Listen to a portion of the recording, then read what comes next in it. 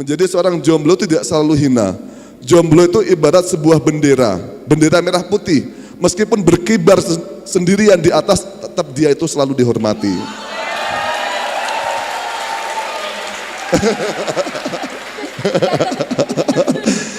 Kok jomblo tenan iki. Ya. Jodoh kalian akan baik datang sesuai dengan bagaimana kalian mempersiapkan diri kalian. Kalau kalian tidak mempersiapkan diri kalian, maka jodoh kalian pun juga tidak akan mempersiapkan dirinya.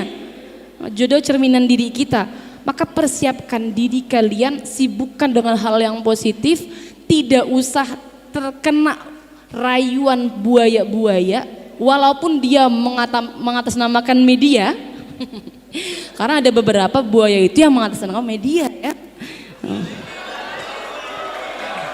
Ini jangan sampai terbuai para perempuan. Jadi kita harus kuat dulu imannya. Ini saya juga termasuk tugas saya mengingatkan para perempuan ini.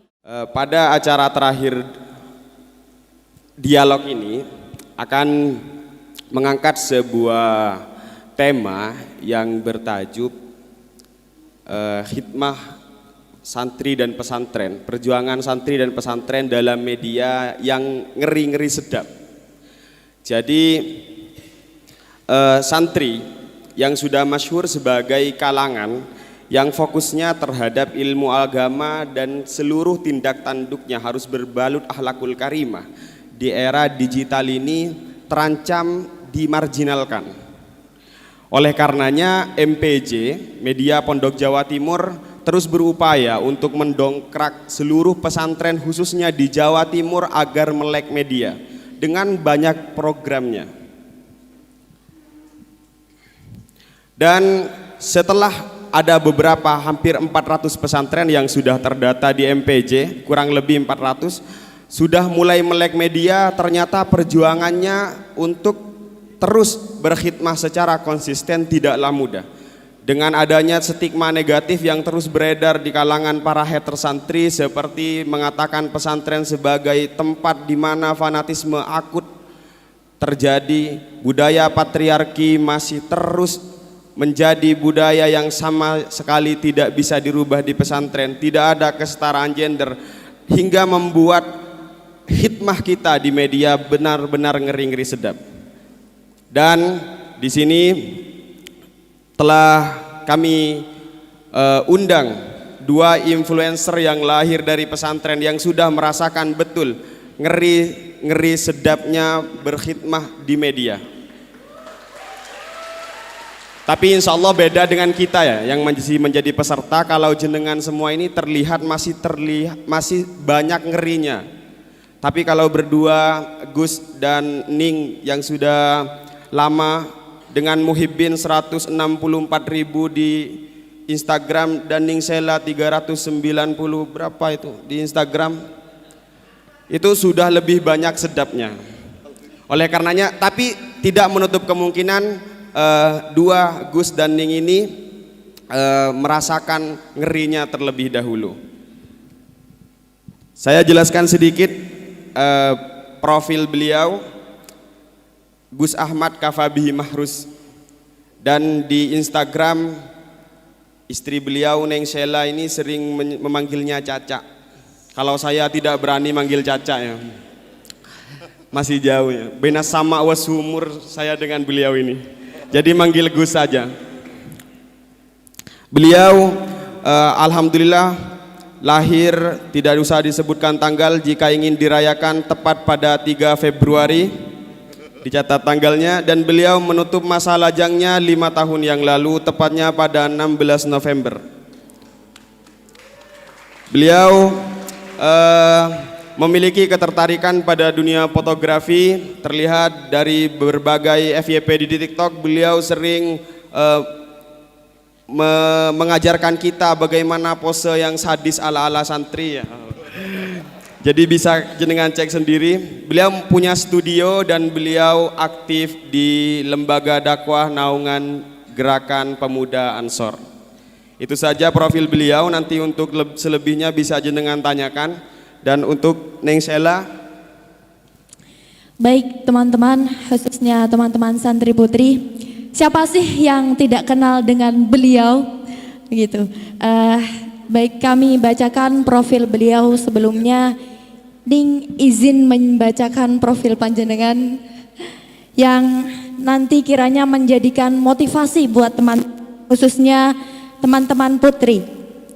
Beliau salah satu perempuan menjadi kiblat perempuan kalangan santri, menurut saya kalangan santri seluruh Nusantara.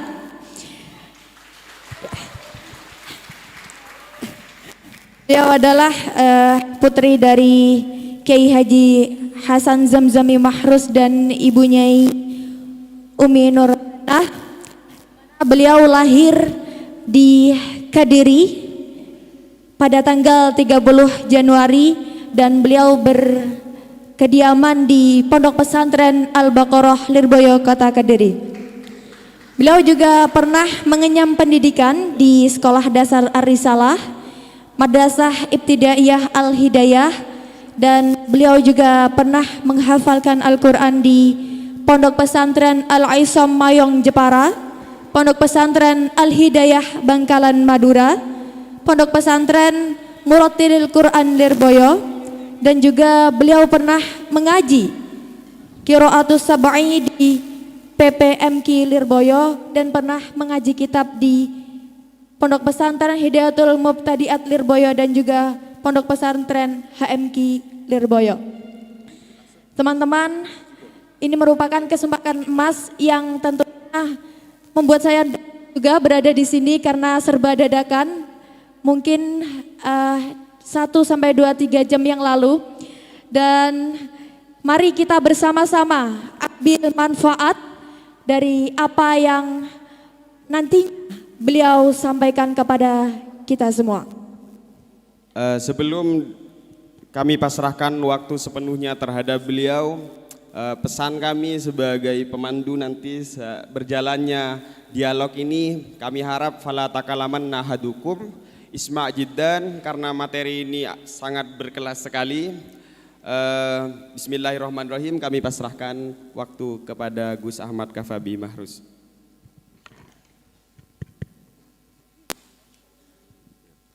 Assalamualaikum warahmatullahi wabarakatuh. Bismillah, alhamdulillah, wassalatu wassalamu ala rasulillah Sayyidina wa maulana Muhammad wa ala alihi wa sahbihi wa mawala. Rabbi syrahli sadri wa yassirli amri wahlul uqdatam min lisani yafqahu qawli. Amma ba'dah, hadirin kiram yang kami muliakan, segenap para alim, para ulama, wa nakhusu bidzikri dumateng Kiai Haji Asep dan segenap keluarga Pondok Amanatul Ummah. Semoga senantiasa diberi umur yang panjang, diberi kesehatan fi taatillah. Amin ya rabbal alamin. Dan teman-temanku sekalian, para peserta Halakoh Media Pondok Jatim, yang alhamdulillah pada malam hari ini kita dapat berjumpa bersama, bermuwajah bersama di malam terakhir. Semoga harapan kita pertemuan ini, perjumpaan ini bisa bermanfaat tentunya, dan tentunya apa yang kemarin kita jalani 3 hari terakhir bisa memberikan sebuah inspirasi untuk menjadi seorang konten kreator yang baik, entrepreneur yang baik, dan tentunya bisa memberkahi kita semua. Amin ya rabbal alamin. Pada malam hari ini kami dan tentunya Sheila Hasinah akan sedikit memberikan tema dalam acara temu wicara atau apa ini namanya, talk show, tentang masalah peran santri dan juga pesantren di dunia yang apa tadi? Ngeri-ngeri sedap ya. Sebelum kalian tadi sudah sempat pada pertemuan sebelum ini, majlis ini telah dipaparkan tentang konsep berdakwah oleh Ramail Samara Hussein. Tentunya pemaparan yang sangat luar biasa. Mungkin ini ya sudah sangat cukup sebenarnya. Buat apalah kami datang ke sini hanya untuk nguyai segoro. Kalau bahasa Jawane mentuti WC. WC wes mambu dientuti.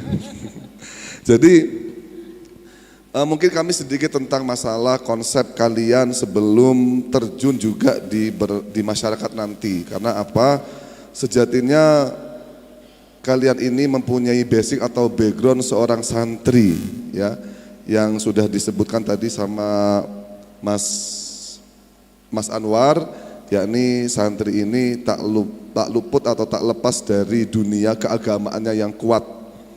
Maka saya mengutip dari sebuah ayat Al-Quran yang mungkin sudah banyak berseliwer di telinga kita tentang konsep daripada seorang santri. Wa makanal mu'minuna liyanfiru kafah falaula nafara min kulli firqatin minhum ta'ifatul yatafaqahu fid din waliyungdiru qaumahum idza raja'u ilaihim la'allahum yahdharun. Sebenarnya ayat ini juga seimbang atau munasab dengan sebuah hadis Nabi yang mengatakan wa may yuridillahu bi khairan yufaqihu fid din. Cuma ayat ini lebih spesifikasinya apa?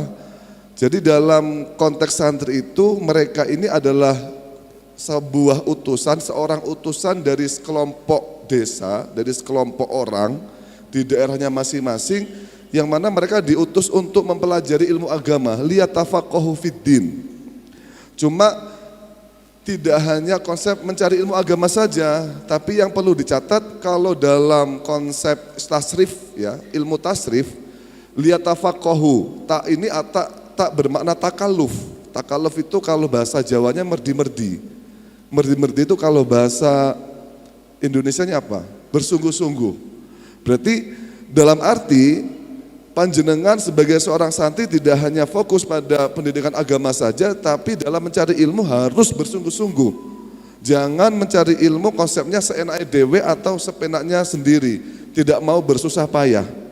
Ya, maka kemarin juga saya tekankan, mungkin untuk era-era milenial hendaknya dalam mencari ilmu itu jangan terlalu mengandalkan nyuwun sewu media sosial saja.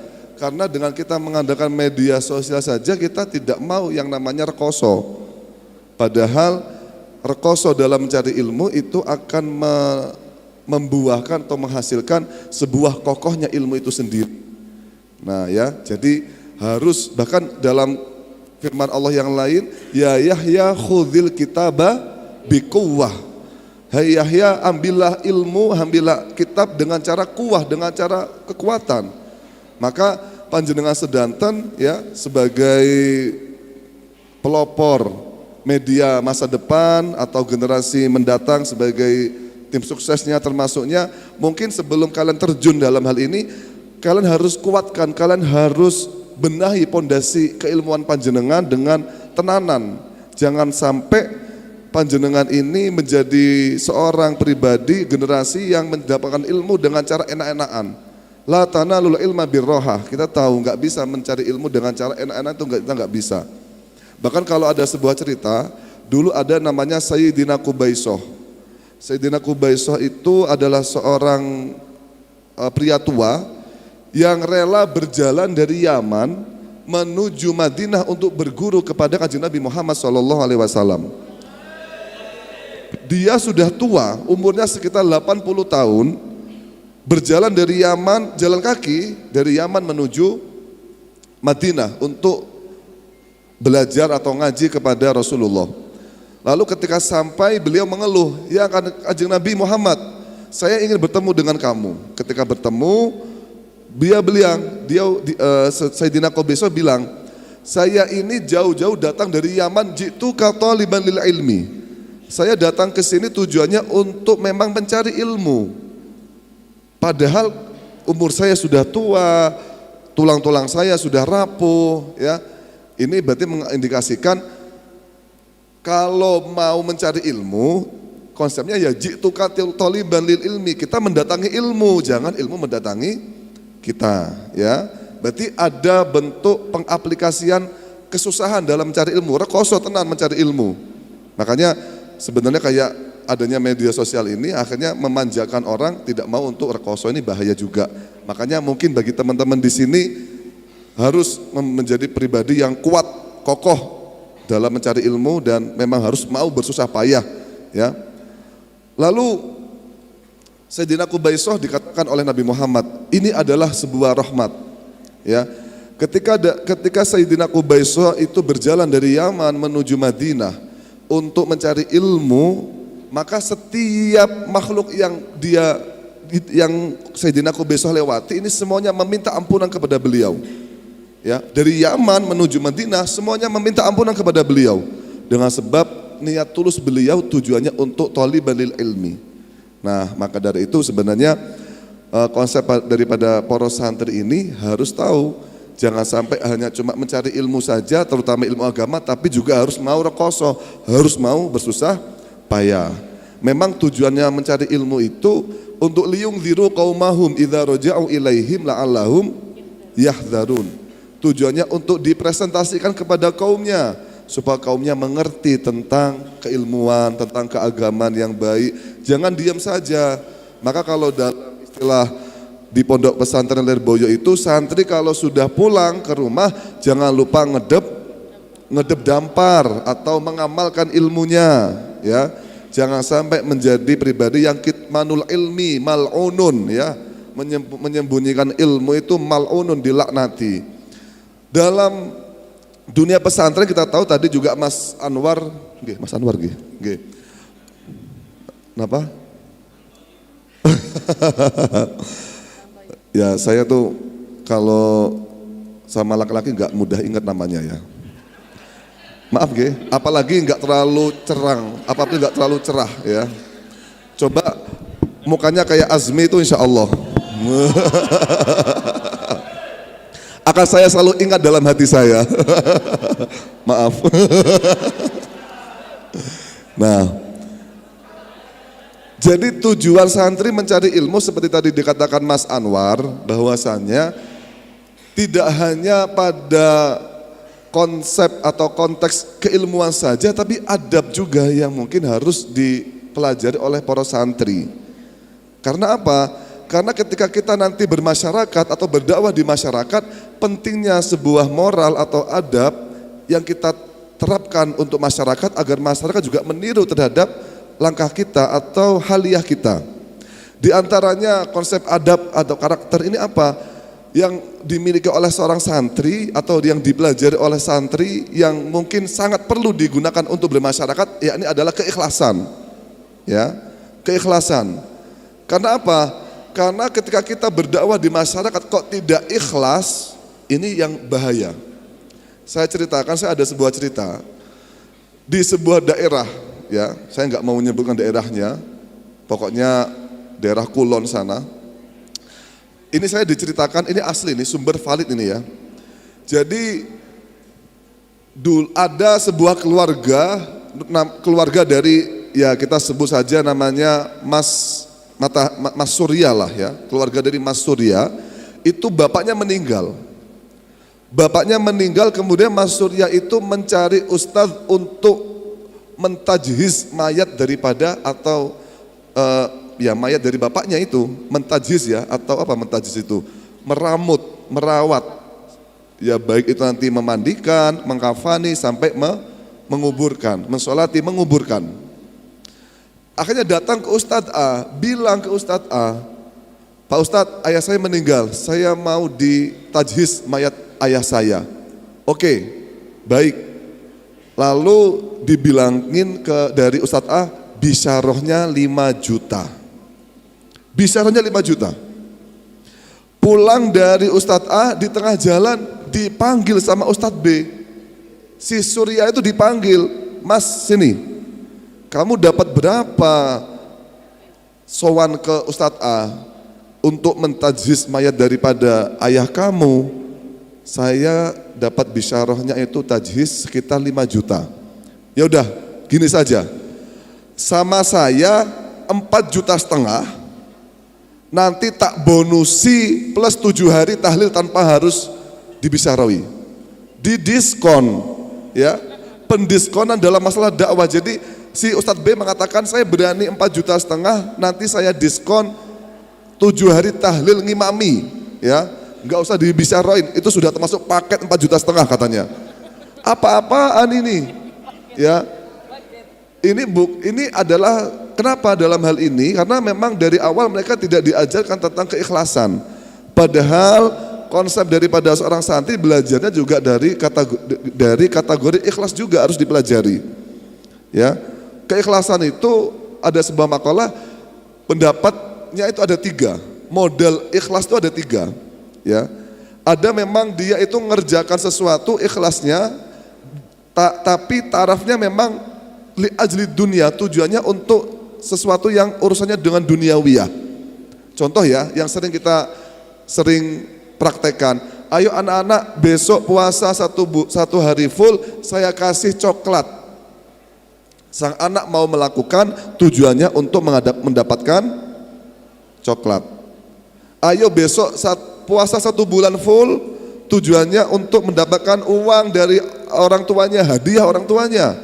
Sang anak melakukan, apakah boleh? Boleh untuk dalam taraf pembelajaran li ajli dunia.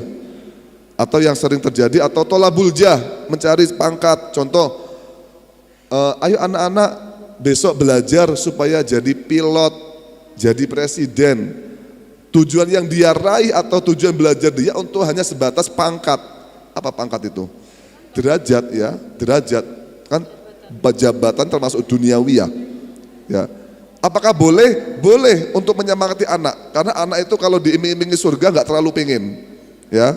Anak-anak itu kalau diiming-imingi, ayo besok kamu dapat pahala, enggak terlalu. Tapi kalau diiming-imingi sesuatu yang nyata, mau. Bayi kamu gituin enggak mau. Ayo belajar besok dapat surga, enggak mau bayi. Ayo sini tidur besok tak kasih coklat, mau bayi karena nyata tampak. Maka yang kedua tingkatan ikhlas ini adalah li ajli akhirah, ukhrawiyah. Yakni ketika kita mengerjakan ini tujuannya untuk masuk surga. Melakukan ini tujuannya agar dapat pahala. Menjauh ini supaya tidak masuk neraka. Ya, berarti sebatas ini adalah sesuatu yang kita kerjakan. Apakah boleh saya panjenengan semua masih dalam taraf ini? Mungkin untuk taraf tertingginya apa? Taraf tertinggi dari sebuah melakukan aktivitas atau pekerjaan ini adalah lillahi ta'ala. Seperti dalam firman Allah, inna sholati wa nusuki wa mahyaya wa mamati lillahi rabbil alamin. Nah ya, jadi keikhlasan itu penting untuk dipelajari juga sejak kecil. Terutama bagi para santri sebenarnya sudah diajari ikhlas sejak dulu. Coba santri diajari dari dulu ya, dia disuruh jadi ketua kamar. Ada yang pernah jadi ketua kamar? Ada yang pernah jadi gini aja gak usah jauh-jauh, jadi tim media pondok, ada? Banyak ya, digaji atau enggak? Malah kon bayar kelambi, kok gelem? Oh, kok mau? Lah ini adalah sebenarnya konsep pembelajaran keikhlasan sejak kecil. Tidak mengharapkan sebuah finansial, tidak mengharapkan sebuah keuangan atau bagaimana, tapi yang dia harapkan apa? Barokahnya dari para masyayikh. Lah ini apa? Sama mengharapkan tek-tekan biar viral anunya. Ya nanti biar ngetek Ramail, biar nanti di repost sama Ramail. Ya Ramail ya. Dah, ini kayak gitu ya. Jadi pengurus. Jadi pengurus itu bukannya tambah enak. Kata siapa jadi pengurus enak, namanya dipampang di papan, enggak enak. Tambah berat, dimusuhin sama santrinya, sama warganya. Belum lagi kalau mengadakan sebuah halakoh atau pertemuan musyawarah, kalau enggak mau kumpul, kudu tekor ada nasinya, ada mayorannya, uang sendiri dan sebagainya. Ini adalah pembelajaran keikhlasan. Belum lagi untuk berdakwah ya dibutuhkan juga yang namanya rasa qanaah. Nah ini penting.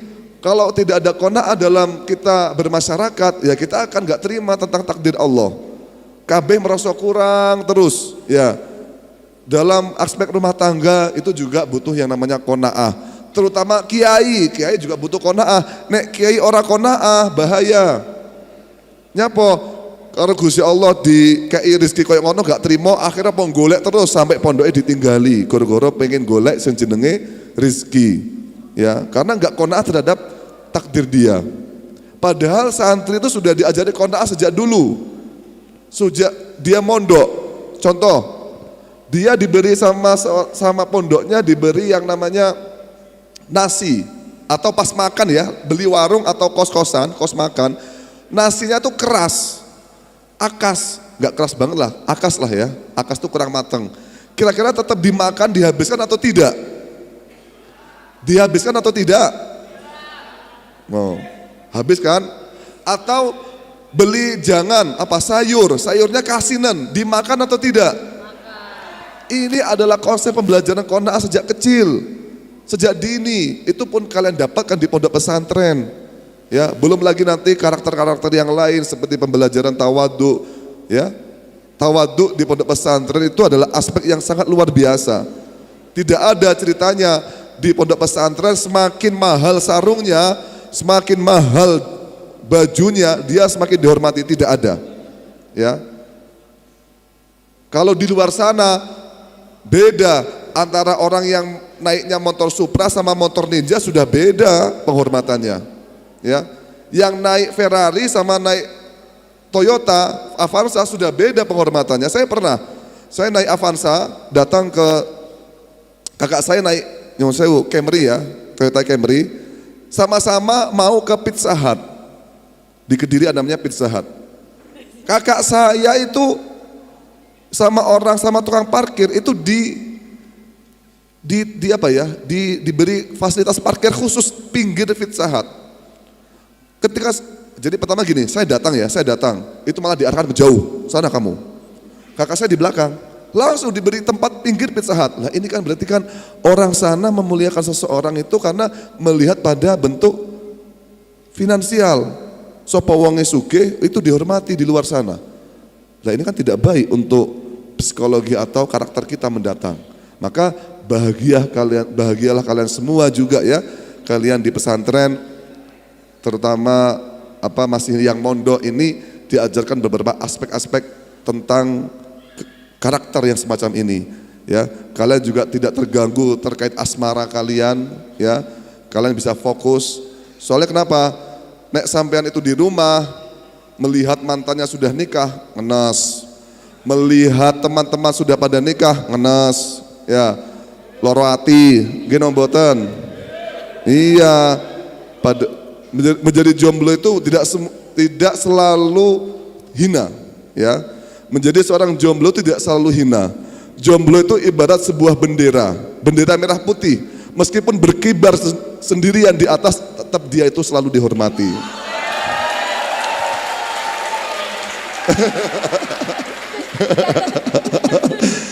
Kok jomblo tenan iki. Ya, jadi semacam itu harus bangga jadi seorang santri yang menempat pada sebuah pesantren yang kalian tidak diajarkan tentang keilmuan, tapi juga diajarkan tentang moralitas untuk digunakan sebagai dakwah ke depannya. Dan seperti tadi menjadi dakwah yang mukhlis sama ya, dakwah yang mukhlis itu sama. Sekarang itu banyak sekali orang yang pendakwah merasa tersaingi dengan adanya pendakwah yang lain. Sama juga dengan mungkin kalian semua. Media dakwah kok ada muncul media yang lain, ini merasa tersaingi, ini bahaya ini ya. Menjadi pendakwah yang mukhlis itu kata Imam Ghazali seperti hanya ketika kita sendirian di hutan, kita melihat ada seorang mayat, ada sebuah mayat, seorang ya. Ya seorang mayat ya. Kan kalau ada seorang muslim melihat mayat dan dia sendirian, hukumnya fardhu ain. Maka dia wajib untuk mentajhiz, wajib untuk memandikan dan sebagainya. Lalu ada lagi tiba-tiba setelah dia mau menggotong mayat muncul satu orang lagi. Kira-kira senang atau tidak kalau ada muncul satu orang lagi? Senang kan? Sama. Menjadi pendakwah itu sama semacam itu. Ketika ada media-media yang lain yang muncul, maka patutlah kita ikut senang. Karena apa? Ikut senang karena apa? Mereka ikut andil untuk meramaikan jagat media untuk berdakwah di arusnya gelombang era digitalisasi, globalisasi, dan lain sebagainya. Mungkin itu saja pemaparan dari kami, nanti akan dilanjutkan dengan Sela. Ya. Belum salam ya, nanti salamnya akhir.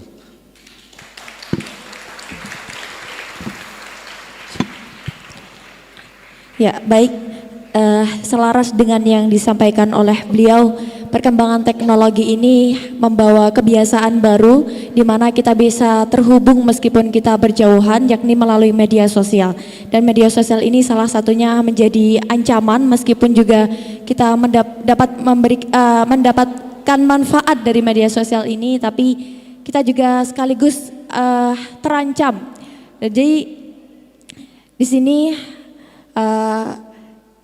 kita mengusung topik mengenai media sosial sebagai jalan dakwah santri dan juga pesantren.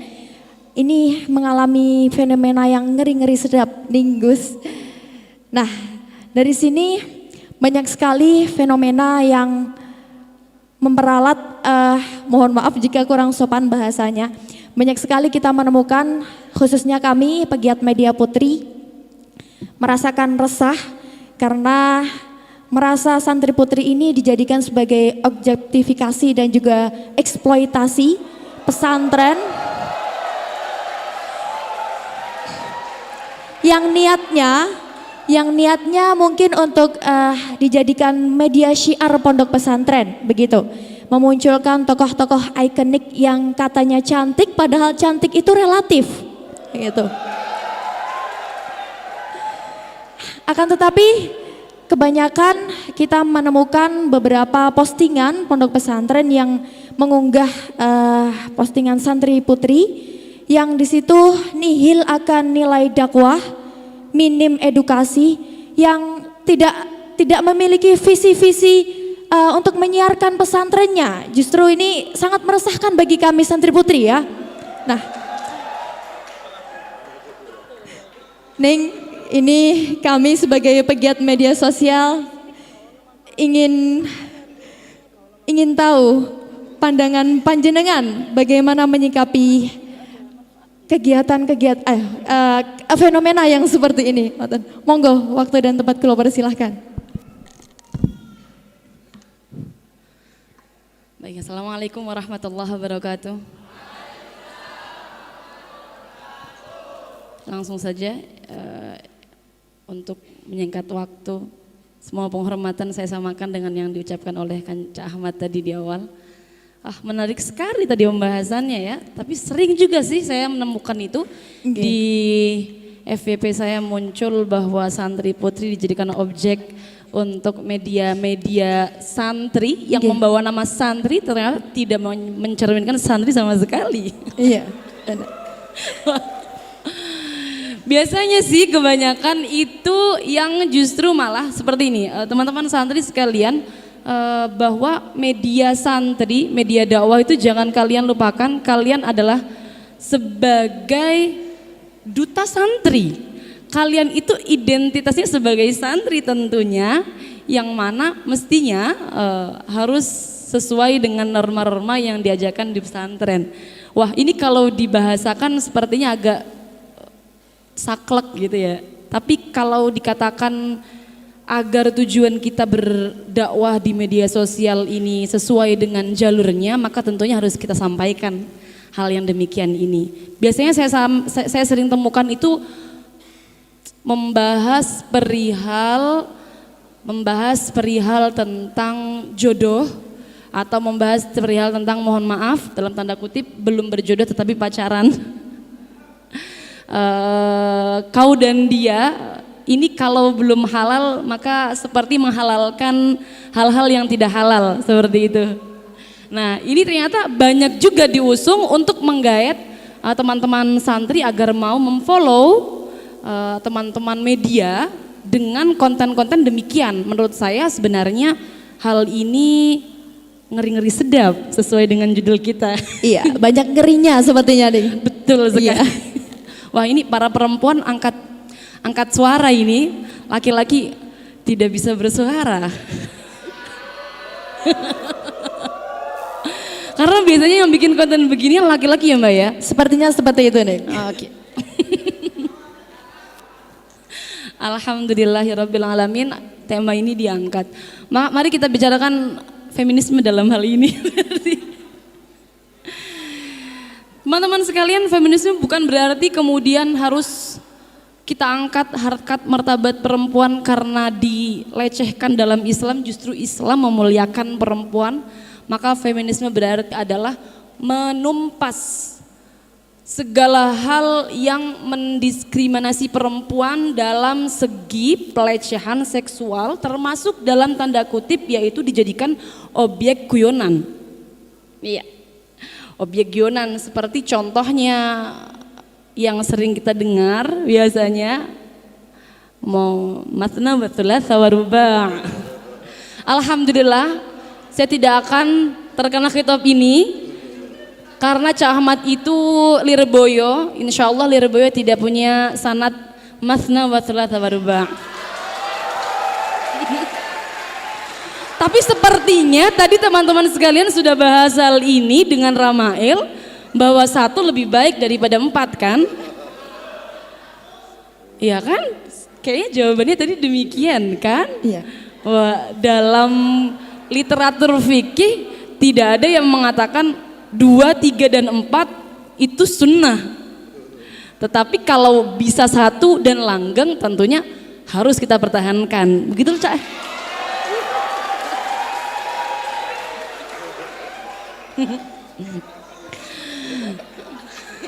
Alhamdulillah.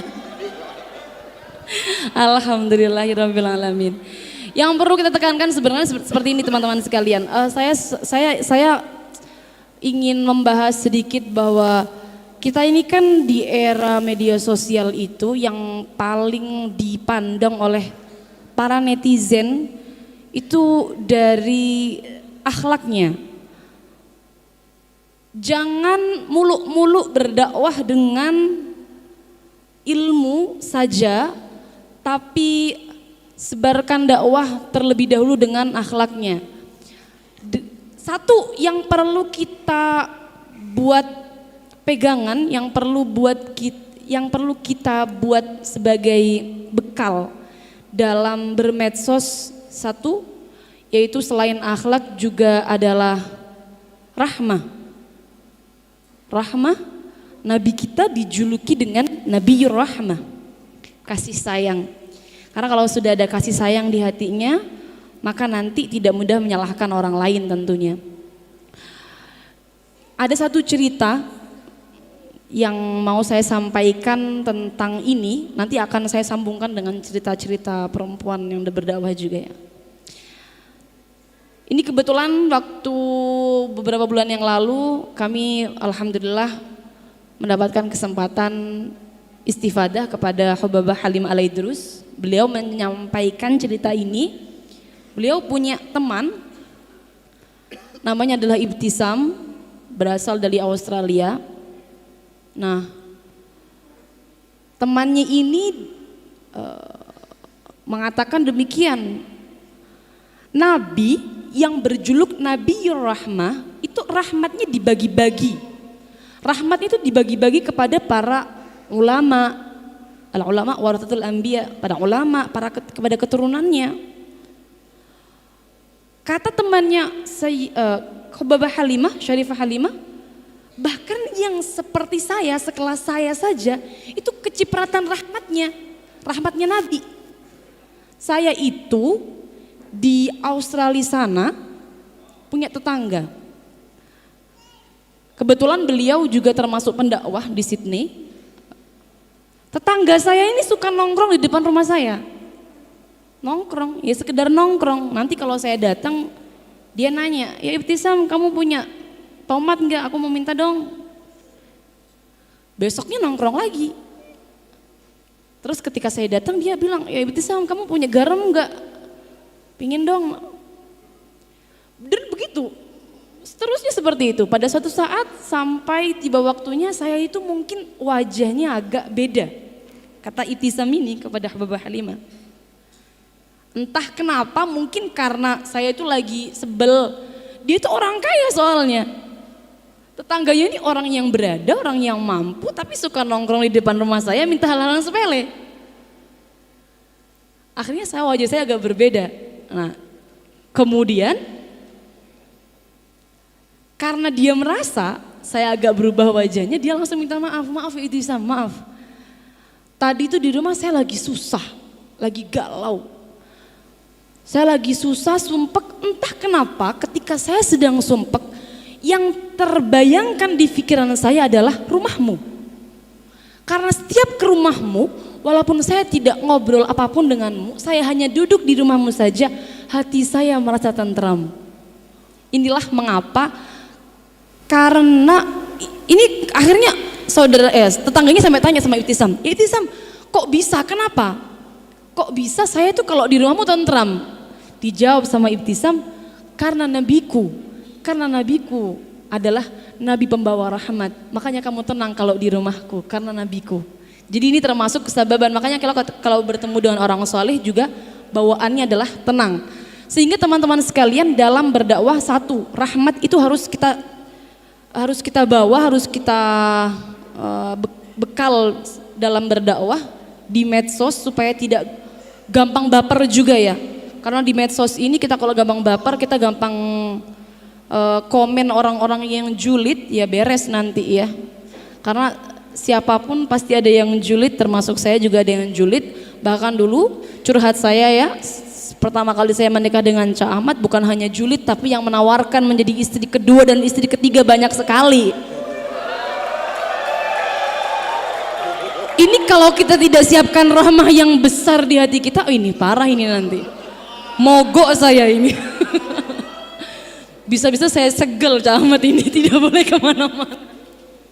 Itu juga termasuk yang harus kesiapkan dalam berdakwah. Dan perempuan-perempuan juga sebenarnya, selain kalian itu harus, selain untuk para laki-laki jangan sampai menjadikan perempuan sebagai objek untuk bahan guyonan dan bahan bercandaan, perempuan juga sebenarnya harus memuliakan dirinya dan harus tidak melakukan hal-hal yang menjatuhkan harga dirinya loh. Jadi sebenarnya sekarang perempuan itu yang paling kurang akhlaknya adalah rasa malu. Karena banyak sekali para perempuan sekarang yang lupa identitas santrinya, dia lebih milih joget-joget di depan kamera. Santri sampai kapanpun tidak boleh lupa identitas santrinya. Jangan sampai kalian melakukan hal-hal yang tidak sesuai dengan kesantrian kalian. Kalau kita bahas hukum fikih tentang jogetan, saya rasa tidak ada yang menghalalkan sepertinya. Tidak ada yang menghalalkan masalah jogetan. Nah, mbak-mbak santri ini udah ada banyak yang kebablasan ya. Modelnya sekarang itu karena mereka ikut terbawa arus loh ya. Bahwa kita itu kalau di media sosial kita harus mengikuti arus, tapi jangan sampai terbawa. Konsepnya demikian kalau di dalam medsos. Ada yang viral dikit, kalau ditimbang-timbang bisa kita ikutin ya silahkan, kalau tidak bisa jangan diikutin. Termasuk joget-joget TikTok ya. Ini saya rasa juga termasuk harus yang kita sebarkan di media sosial bahwa santri jangan sampai demikian, atau bahkan media santri putri dakwanya demikian, ini kurang tepat sama sekali. Jangan-jangan mungkin ada yang demikian, wah ini justru tidak sama dengan kesantriannya, bukan santri namanya. Atau mungkin medianya santri diusung oleh media putra, tetapi mengupload perempuan-perempuan yang berjoget, itu juga tidak diperbolehkan. Ya, boleh untuk dijadikan di note ya, biar benar-benar kelihatan, diingat, jangan sampai mengupload hal demikian. Itu alhamdulillah sudah saya sampaikan, itu penting sekali karena kalau kita lihat di dalam Al-Qur'annya sendiri, biar agak lebih ilmiah, saya sampaikan Al-Qur'annya juga ya. Gak apa-apa ya Mbak ya? Ini dari tadi gak ada ilmiahnya takutnya. Ketika putri Nabi Yakub datang menjemput Nabi Musa alaihi salam, beliau digambarkan oleh Allah Subhanahu wa taala, waja'at ihdahuma tamshi 'ala istihya, berjalan dalam keadaan malu. Sebenarnya ini sudah cukup untuk kita jadikan sebagai pedoman bahwa akhlak perempuan yang harus kita pegang sekarang di zaman sekarang adalah malu. Malu dulu. Karena kalau malu akhlak yang lain ikut. Malu dulu. Karena sekarang perempuan kan minim malunya nih. Minim malunya akhirnya kebablasan kemana-mana. Jadi mengedepankan ini besar rasa malunya supaya nanti akhlak yang lain bisa terlihat. Karena kalau dia akhlak yang lain dia tonjolkan tapi dia tidak punya rasa malu ya kebablasan. Pada akhirnya nanti terbawa arus media sosial yang ngeri-ngeri sedap. Itu yang perlu ditekankan.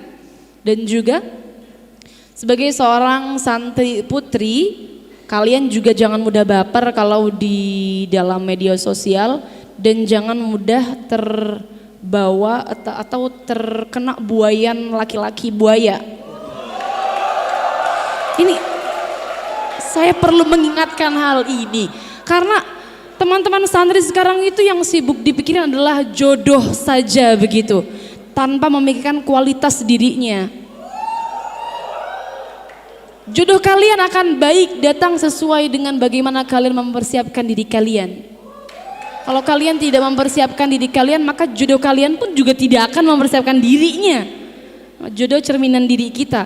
Maka persiapkan diri kalian, sibukkan dengan hal yang positif, tidak usah terkena rayuan buaya-buaya, walaupun dia mengatasnamakan media. Karena ada beberapa buaya itu yang mengatasnamakan media ya. Ini jangan sampai terbuai para perempuan. Jadi kita harus kuat dulu imannya. Ini saya juga termasuk tugas saya mengingatkan para perempuan ini. Alhamdulillah saya dulu tidak terkena buaya-buaya karena yang meminang adalah saudara sendiri. Alhamdulillahirabbil alamin ya. Jadi jangan sampai demikian. Ini penting sekali. Saya rasa itu juga harus ditekankan.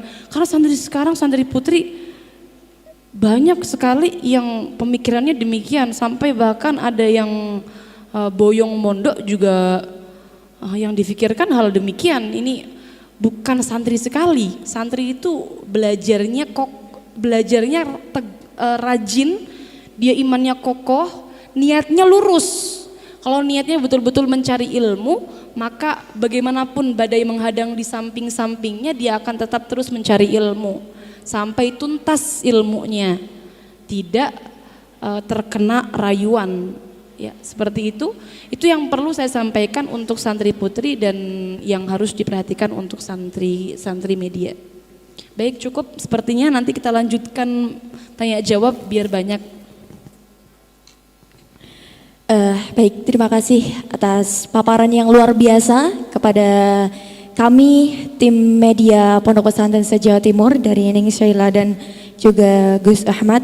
Dan sekedar informasi nih Gus bahwa topik mengenai eksploitasi dan juga objektifikasi santri putri tadi adalah salah satu topik yang kita musyawarahkan bersama bersama media Pondok Jawa Timur Putri. Jadi kita mencarikan solusinya dan sikap yang kita ambil seperti apa atas fenomena yang seperti itu yang meresahkan, yang alhamdulillah telah menghasilkan beberapa sikap dan juga rekomendasi yang nantinya rekomendasi tersebut akan kami sampaikan kepada pihak-pihak yang nantinya akan membantu kita. Salah satunya adalah Komnas HAM, Kominfo, PWNU, RMINU, IPPNU dan juga influencer muslimah.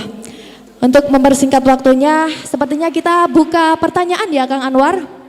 Ya. Ya. Sebelum ke pertanyaan saya klarifikasi dulu karena tadi ada sebagian audien yang menyerang saya sebagai buaya dari tim media. Tidak Ning, Gus, saya itu bukan buaya, saya lele. Lele. Saya lele. Lele yang seperti apa? Tapi lele itu lebih buas loh. Dia pemakan segala, tidak hanya cewek saja. Meryl juga diantap sama lele.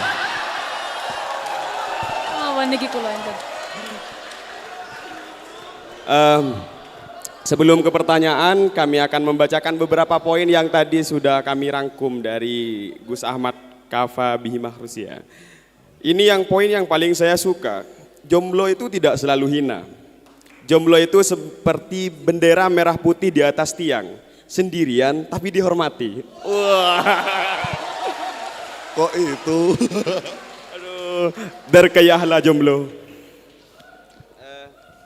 Selain itu, keikhlasan dan qanaah haruslah menjadi karakter utama bagi para generasi media pesantren.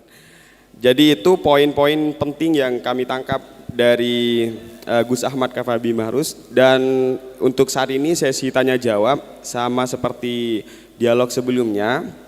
Kita buka dulu satu cowok, satu cewek. Oke. Satu cowok, satu cewek. Untuk cowok saya yang milih. Oh gini aja. Karena kesetaraan diajarkan di sini juga, maka cowok yang milih dari Badiski. Badiski itu sangat bersyukur sekali ketemu sama Neng Sela, karena bisa memuntahkan segala hal-hal yang menjadi. Iya, dari sebelum-sebelumnya kan cowok semua pematerinya. Jadi Neng Badiski itu tidak begitu excited. Merasa ada yang mendekengi begitu ya? Iya, punya ibu malam ini beliau. Jadi silahkan karena sepertinya panggung ini milik yang cewek-cewek Gus. Jadi penanya ditentukan oleh Badiski semua. Saya tidak mau ikut campur.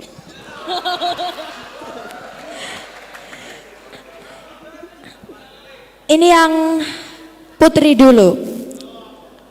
Iya dong, ya putri dulu. Ladies first dong. Iya. Oke, ini yang putri. Laki-laki itu mulia karena dia memuliakan perempuannya loh. Masya Allah.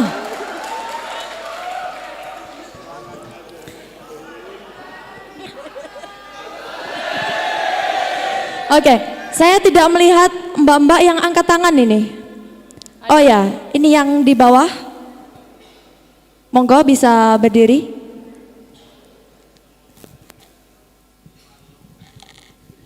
Bisa maju ke depan ya, Maju Mbak? ke depan. Ya.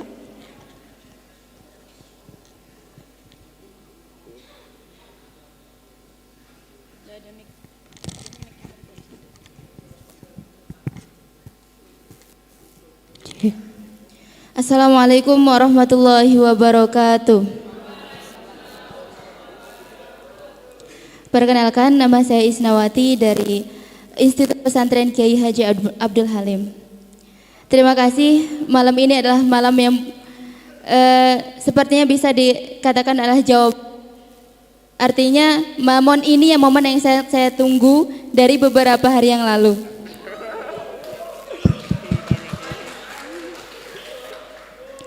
Baik, langsung saja. Mendapatkan itu mudah, mempertahankan adalah proses. Mungkin bisa diberikan tips agar menjadi santri yang istiqomah untuk mensyiarkan Islam di era digital. Itu yang pertama. Kemudian yang kedua, hal apa yang perlu diwaspadai oleh para santri ketika ingin mengambil bagian untuk berperan dalam mensyiarkan Islam di era digital ini. Terima kasih. Assalamualaikum warahmatullahi wabarakatuh.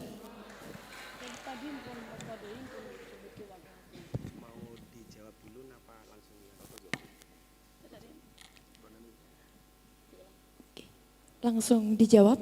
Nggih, monggo.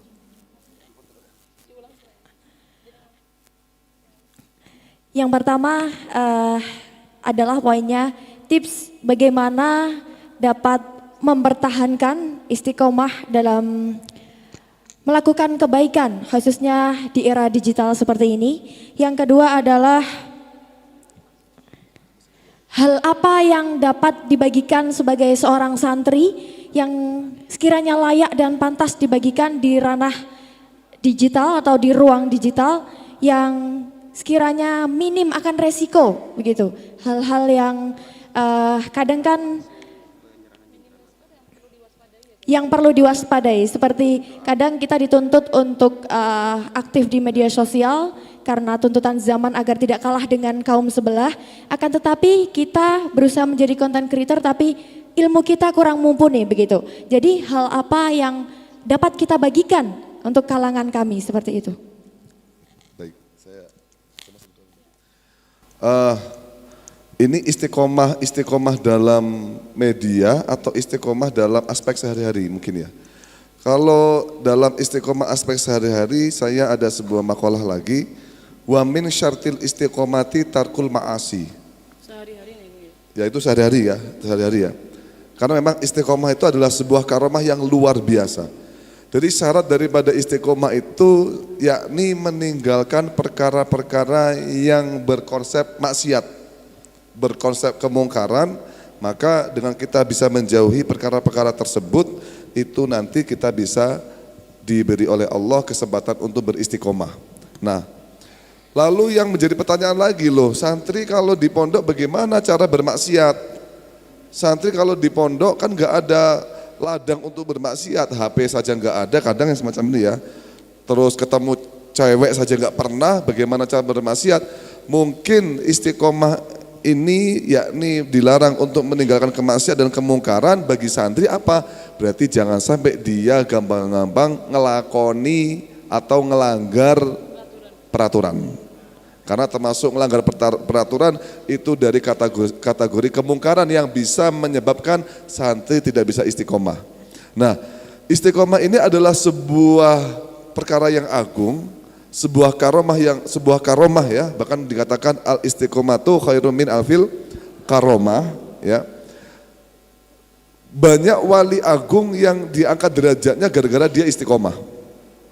Bahkan yang menjadi problematika sekarang ya, banyak para santri yang mondok di pondok pesantren, dia itu tidak terlalu fokus pada keilmuan syariatnya, tapi dia mondok di pondok pesantren asalnya pingin jaduk, pingin jadi khorikul adah, atau pingin iso terbang, pingin iso duwe ilmu kebal, bisa mendatangkan jin cantik, itu ada juga itu amalan itu ya. Di Lirboyo itu ada sebuah ijazah dari almarhum Kiai Rofi'i Ya'qub, abahnya Ning Firda, itu dulu ketika ada tamatan Lirboyo, beliau mengijazahkan bisa termasuk ya, salah satunya bisa mendatangkan jin cantik namanya Samsul Koromit. Ada ijazahnya. Mau? Tamat Lirboyo dong. Iya. Ya enggak, maksudnya waktu itu beliau semacam itu. Tapi sekarang kan beliau sudah wafat, jadi saya juga belum mengamalkan karena sudah ada sesuatu yang cantik di samping saya. Enggak perlu saya mendatangkan jin cantik buat apa? Buat apa yang fana kalau ada yang ada gitu ya. Nah, ini Salale. Nah, ini ya, artinya apa?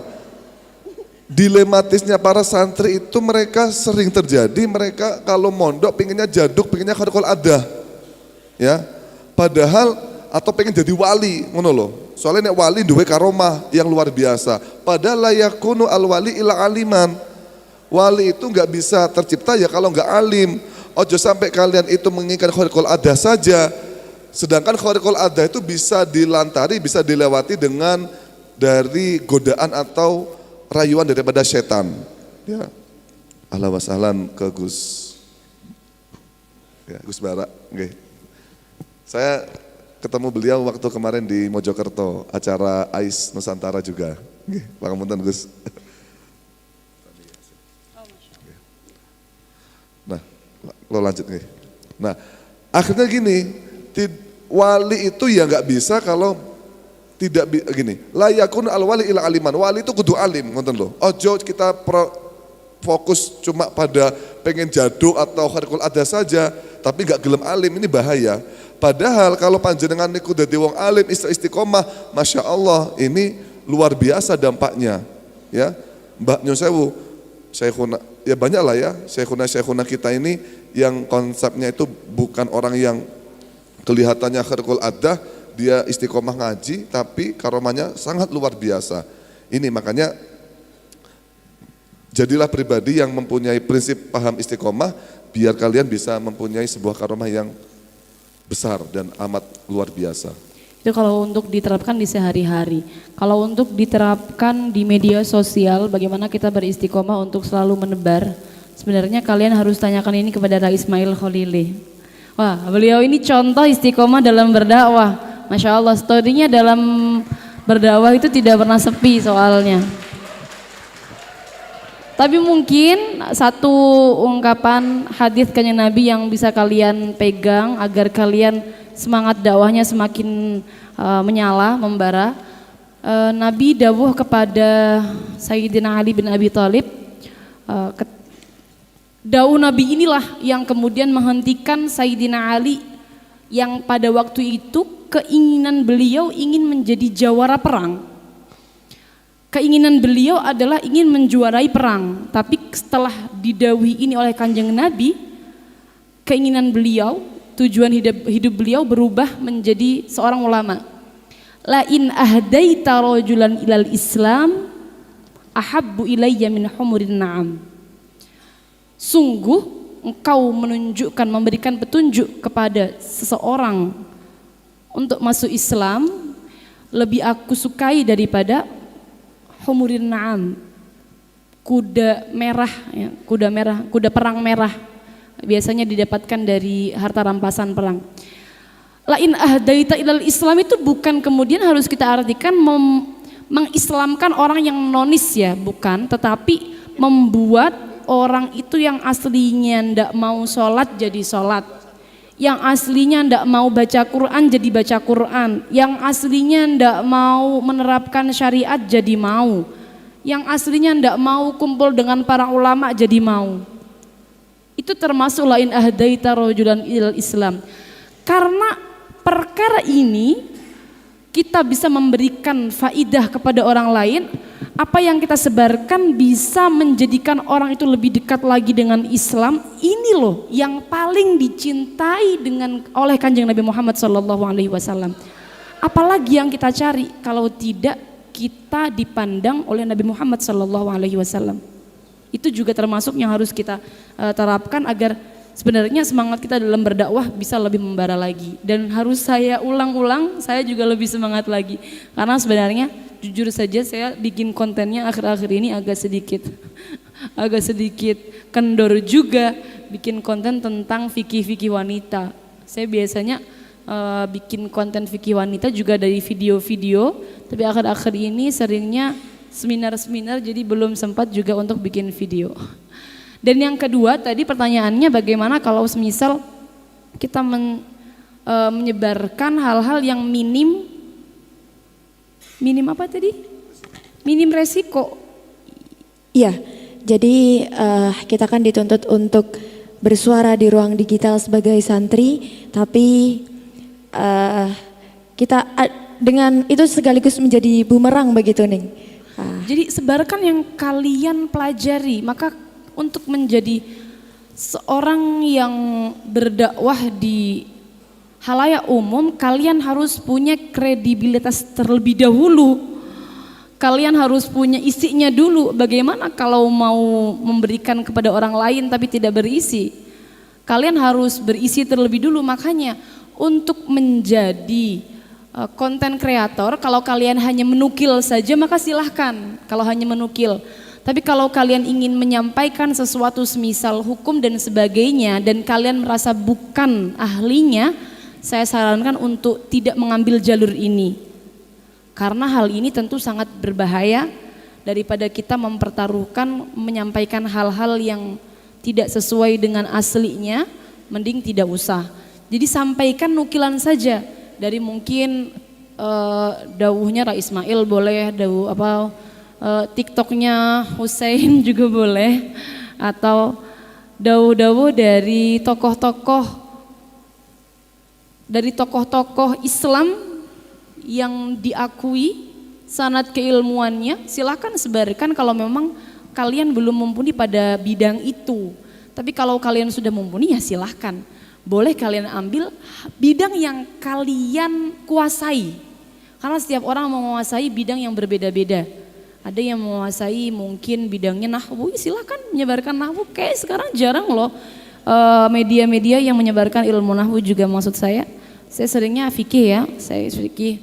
Nahwu juga nggak apa-apa karena setiap ilmu fan ilmu di dalam pesantren kita sebarkan di media, tentunya baik bahwa semua orang yang ada di media sosial buka media bisa beristifadah dari apa yang mereka baca, demikian. Satu penanya dari laki-laki ya. Iya silakan yang pakai songkok kayu apa itu?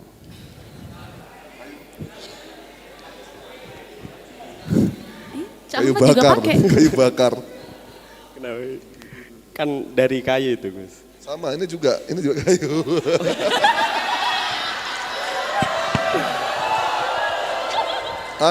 Nyerang Enggak. balik tapi halus beliau Enggak, itu. enggak. Nyerang balik tapi halus. Itu gak kayu yang dibuat kapal Nabi Nuh. Kalau ini beda kayaknya Gus. Silakan.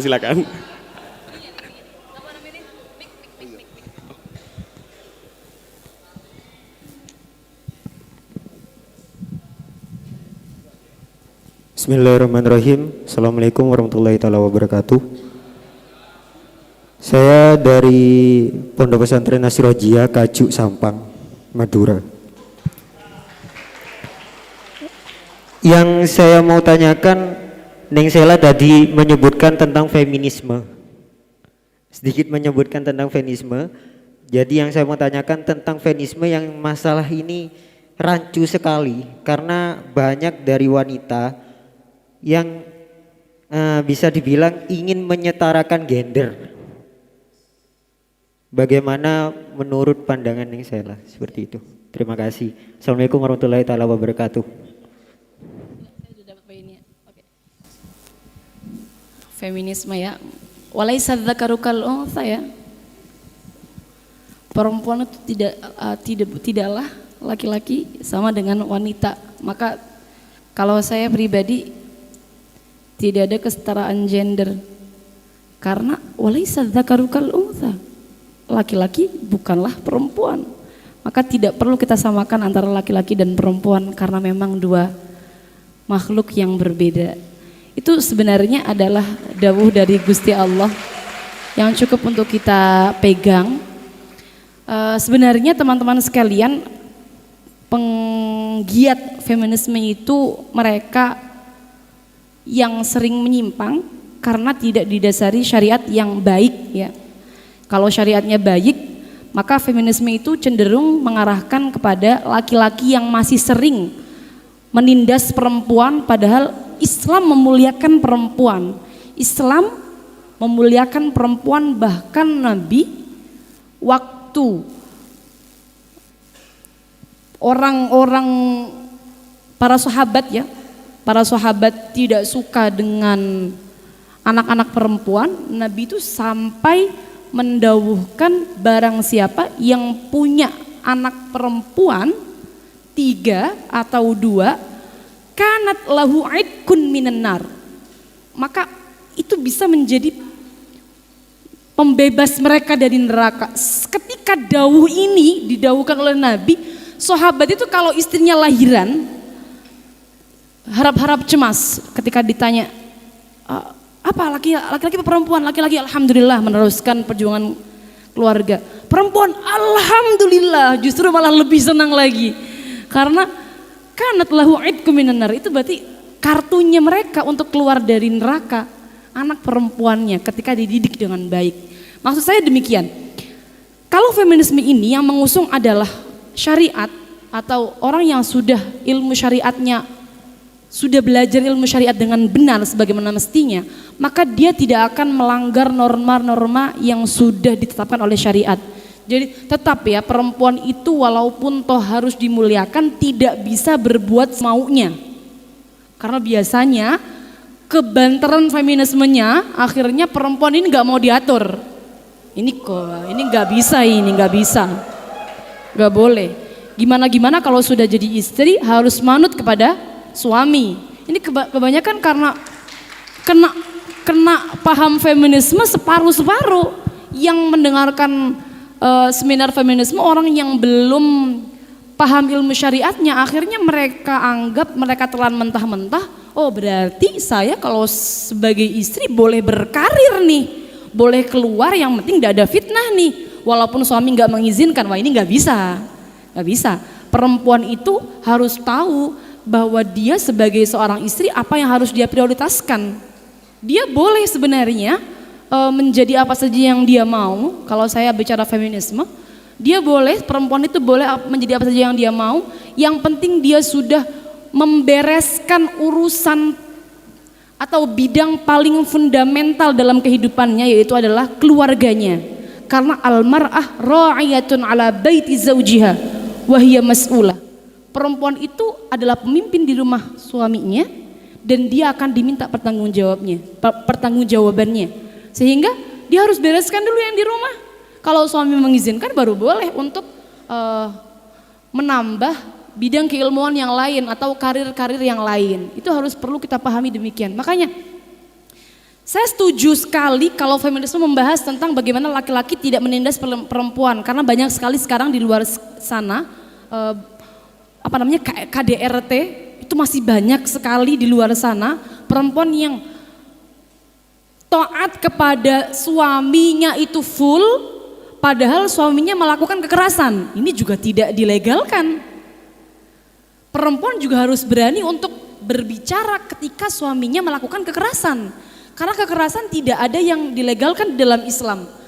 Bukan laki-laki yang mulia ketika melakukan kekerasan kepada perempuan. Jadi harus balance antara agama dan memuliakan perempuan atau gerakan feminisme itu. Jadi biar tidak kebablasan lah, perempuannya tidak kebablasan. Yang belajar feminisme itu sebenarnya harusnya laki-laki loh, bukan perempuan. Kalau laki-laki yang belajar maka dia akan belajar bagaimana memuliakan perempuan. Tapi kebanyakan kalau feminisme judulnya atau tema dalam seminarnya, pesertanya semua perempuan. Akhirnya mereka meminta untuk dihormati. Lah seharusnya ini kalau udah demikian disampaikan kepada laki-lakinya, kita kan gak mungkin bilang kepada suami kita, ya suami, wahai suami, ma akraman nisa illa karim wa ma ahanahunna illa laim. Kan tidak mungkin kita bilang ke suami begitu. Suami, kalau kamu memuliakan perempuanmu, kamu berarti orang yang mulia. Kan gak mungkin para istri-istri akan bilang seperti itu. Sehingga sebenarnya ketika ada seminar-seminar feminisme itu harusnya ke laki-laki. Audiensnya, supaya bagaimana laki-laki belajar untuk memuliakan perempuannya, dan nanti untuk para perempuan diberikan materi bagaimana dia kewajibannya di rumah, yang sebenarnya rumahnya adalah ladang pahala baginya. Rumahnya dulu selesaikan. Kebanyakan wanita karir itu dia berkarir di luar tapi rumah tangganya berantakan. Naudzubillah tsumma naudzubillah min dzalik. Jangan sampai demikian. Maka urusi dulu rumah tangga kalian, urusi dulu bidang paling penting dalam kehidupan kalian, yaitu rumah kalian. Baru setelah itu kembangkan diri kalian keluar. Itu adalah perempuan yang baik demikian. Jadi kalau saya bicarakan kesetaraan gender, menurut saya semua hal itu tidak bisa disamakan antara laki-laki dan perempuan, karena nasnya dari Al-Quran sudah walaisa dzakaru kal untha, sudah demikian. Apa saja tidak bisa disamakan ya. Bahkan kalau sekarang feminisme itu sudah sampai taraf perempuan boleh ngimami laki-laki, yang penting alim. Perempuannya juga, wah ini sudah kebablasan ya, menurut saya kebablasan. Atau ada juga yang sampai mengkomplain kenapa perempuan gak punya hak talak. Kenapa laki-laki yang punya hak talak, perempuan ini digantungkan sukanya laki-laki yang punya hak talak. Ini menurut saya juga sudah banyak hikmah yang kita dapatkan dari Islam mengajarkan kalau talak itu punyanya suami, perempuan tidak punya hak talak. Tapi bukan berarti kemudian ketika perempuan ini tidak mendapatkan haknya atau perempuan ini disakiti, kan akhirnya tidak bisa ngapa-ngapain, kan bukan demikian. Di Islam masih ada solusinya begitu loh. Ada solusinya untuk dilaporkan untuk ke Pak Hakim dan selanjutnya. Dan kalau andaikan perempuan diberikan hak talak, justru malah lebih bahaya lagi nanti, karena perempuan itu sukanya baper. Dikit-dikit baper, terus talak, terus nyesel, rujuk lagi. Talak, baper, nyesel, rujuk lagi. Ini jangan-jangan demikian. Makanya sebenarnya sudah paling pas lah kalau mau belajar feminisme, kalian harus belajar syariatnya dulu yang kuat, baru belajar feminisme. Atau feminisme ini temanya untuk laki-laki dan para perempuannya diberikan tema bagaimana kalian itu kewajiban di rumah, apa saja yang harus kalian lakukan di rumah. Nanti akan seimbang kehidupan kita di dunia. Yang laki-laki menghormati perempuan dan yang perempuan menghormati laki-lakinya.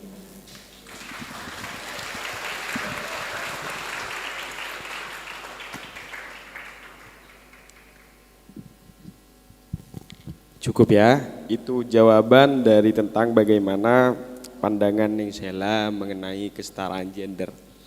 Jadi mungkin itu saja pada dialog keempat ini, pada dialog terakhir ini.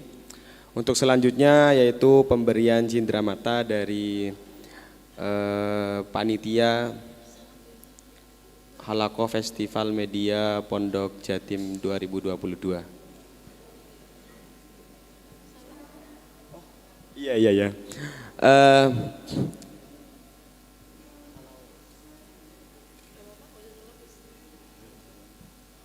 Saya juga belum pamit katanya.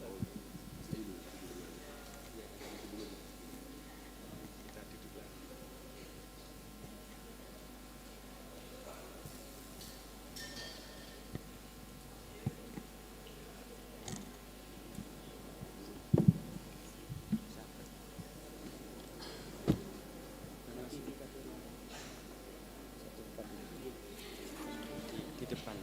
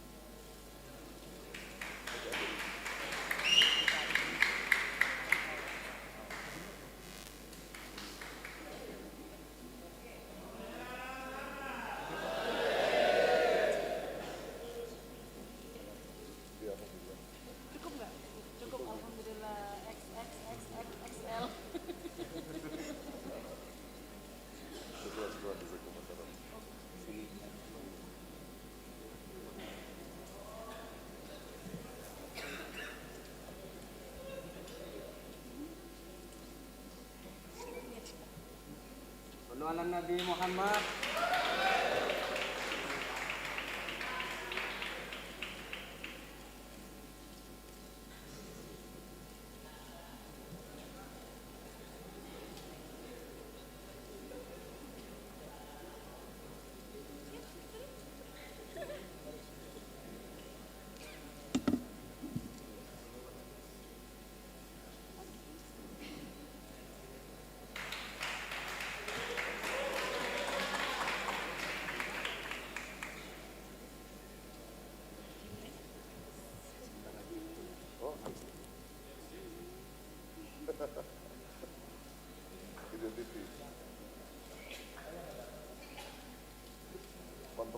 kontrak saja.